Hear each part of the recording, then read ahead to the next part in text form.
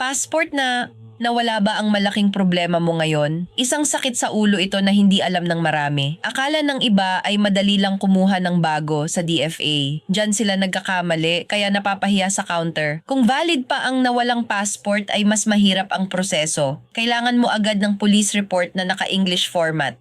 Pati ang notarized affidavit of loss ay required nilang hingin. Ang masaklap dito ay ang mandatory clearing period ng ahensya. 15 working days ang hihintayin mo bago makapag-biometrics. Ginagawa ito para makancel ang lumang ID sa Interpol. Bawal itong i-waive maliban kung matinding emergency ang rason. Kung expired na ang passport ay affidavit of loss na lang. Pero may penalty fee na 350 pesos itong kasama. Idadagdag yan sa regular fee na 950 pesos o kaya sa expedited fee na 1,200 pesos.